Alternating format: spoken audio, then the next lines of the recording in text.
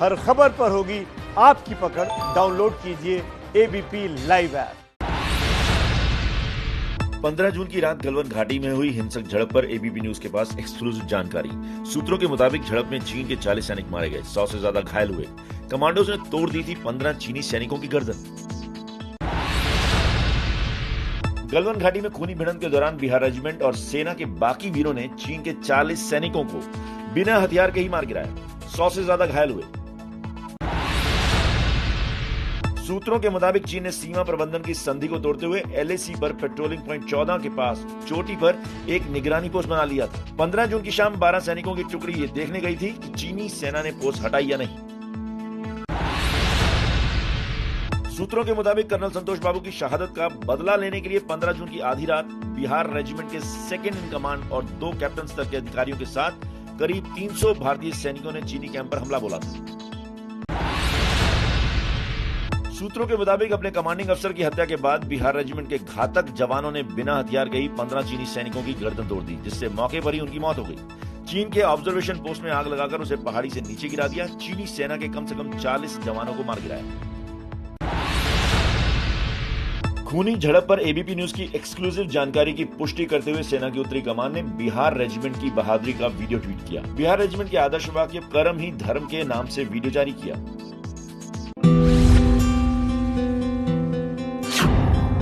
ABP news के साथ मनाएं योग दिवस। फेसबुक और ट्विटर पर #yoga_with_abp के साथ सेल्फी भेजें या selfie@abplive.in पर हमें सेल्फी मेल करें। भारत ने खारिज किया गलवान घाटी पर चीन का दावा। विदेश मंत्रालय ने कहा भारत ने कभी एलएसी पार नहीं की कोई कार्रवाई।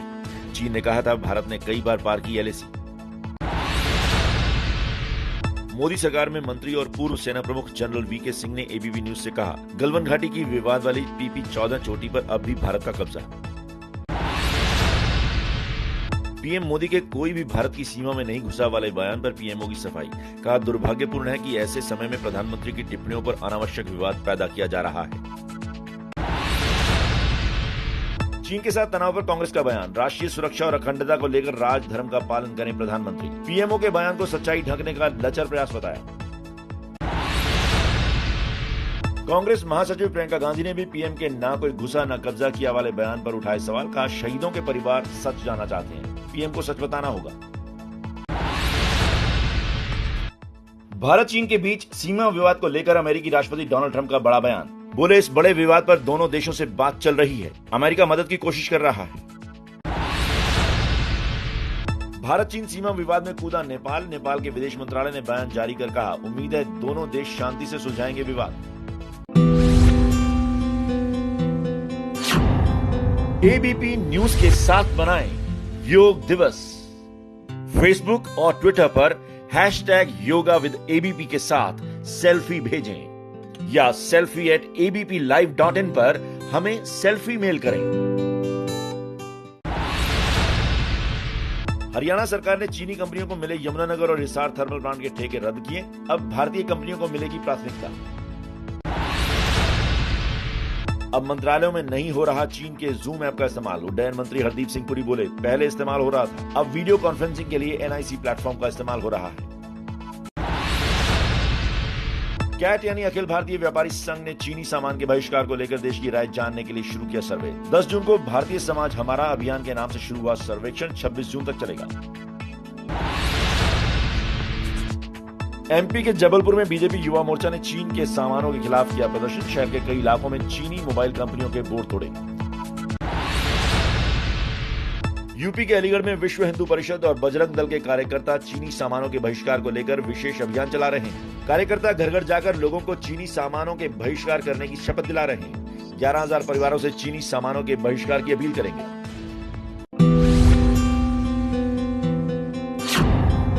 एबीपी न्यूज के साथ मनाएं योग दिवस।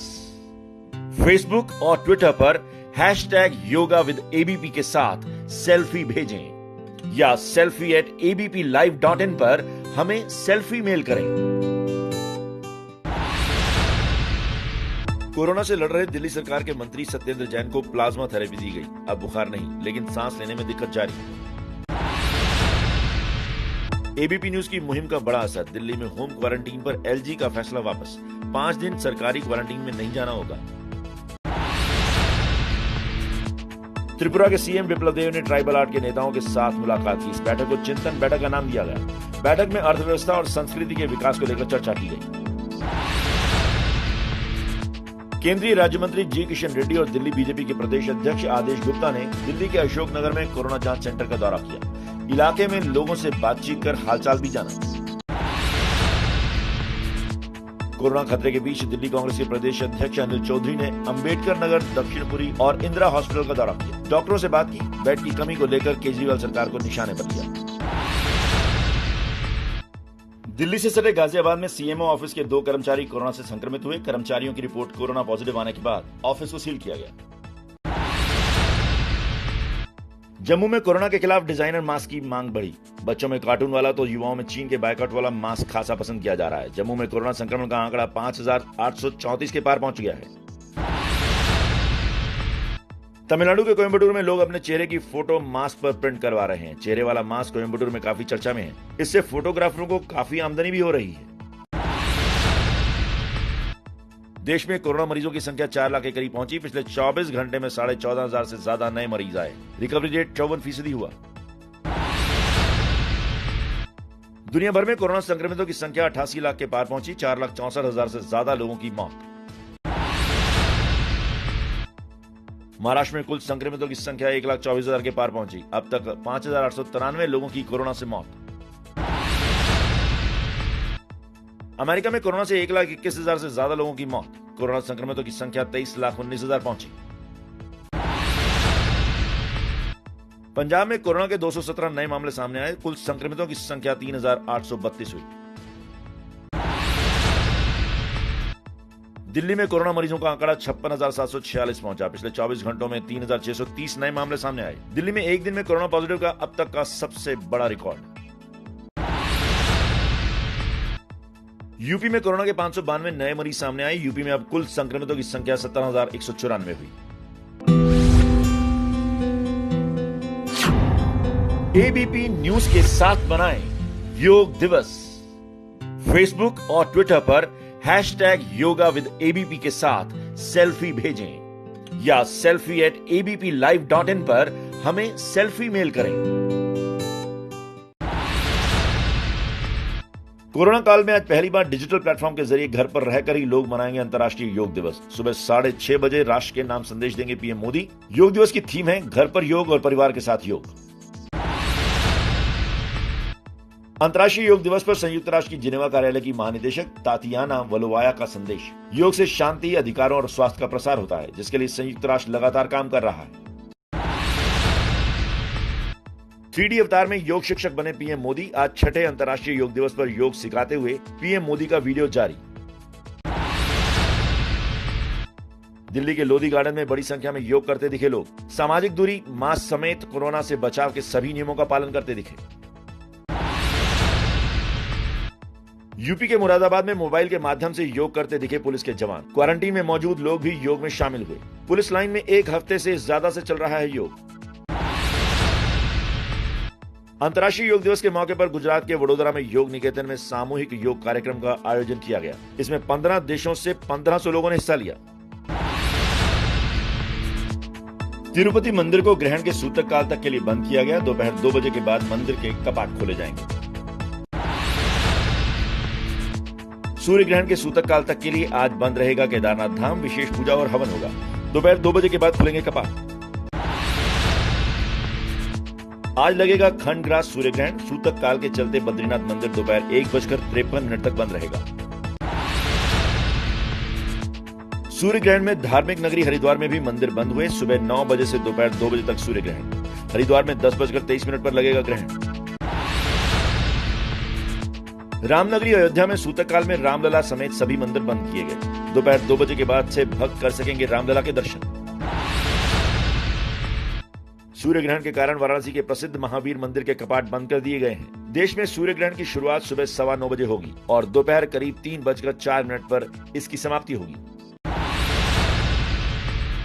कोरोना काल में हो रहे सदी के सबसे बड़े सूर्य ग्रहण को देखते हुए दिल्ली के कनॉट प्लेस स्थित हनुमान मंदिर को बंद कर दिया गया है। मंदिर दोपहर तक बंद रहेगा।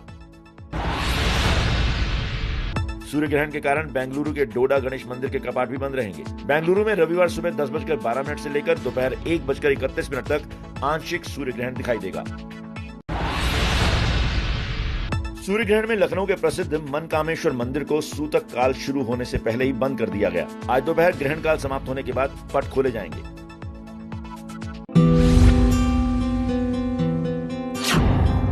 एबीपी न्यूज के साथ मनाएं योग दिवस।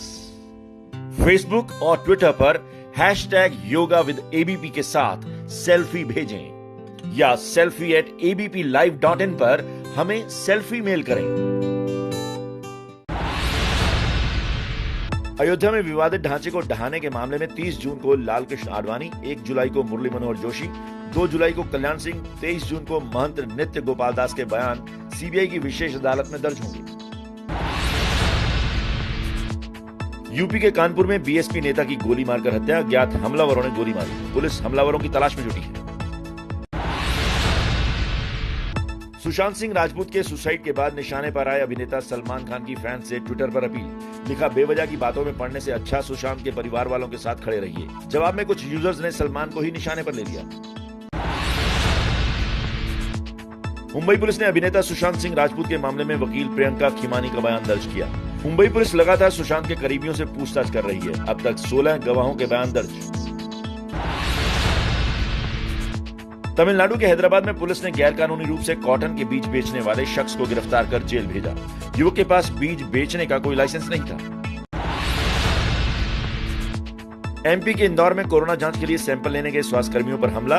पीड़ित स्वास्थ्यकर्मियों ने दर्ज करवाया मामला। स्वास्थ्यकर्मियों की गाड़ी पर पत्थरबाजी हुई थी। जम्मू कश्मीर के सोपोर में पुलिस और सीआरपीएफ ने 3 आतंकियों को गिरफ्तार किया। इनके पास से भारी मात्रा में चीनी हथियार और गोला बारूद बरामद किया गया। जम्मू कश्मीर के कुलगांव में सुरक्षा बलों ने मुठभेड़ में एक आतंकी को ढेर किया। कुलगाम के लिखदीपुरा इलाके में 2 और आतंकियों के छिपे होने की खबर है। सेना का सर्च ऑपरेशन जारी। जम्मू कश्मीर सीमा पर पाकिस्तान ने फिर तोड़ा सीज फायर। पाकिस्तान ने उरी सेक्टर में फायरिंग की। भारतीय सेना ने पाकिस्तान को मुंह तोड़ जवाब देते हुए पाकिस्तान पर हैवी फायरिंग की। यूपी के प्रयागराज में पुलिस ने ऑपरेशन पाताल की शुरुआत की। मॉर्निंग वॉक पर निकले लोगों से बातचीत कर हालचाल और सुरक्षा का जायजा लेंगे पुलिसकर्मी। मध्य प्रदेश के सतना जिले के सिंहपुर थाना क्षेत्र में टोल टैक्स कर्मचारियों के साथ दबंगों ने मारपीट की। लाठी डंडे से टोल कर्मचारियों पर हमला, 5 टोल कर्मचारी घायल।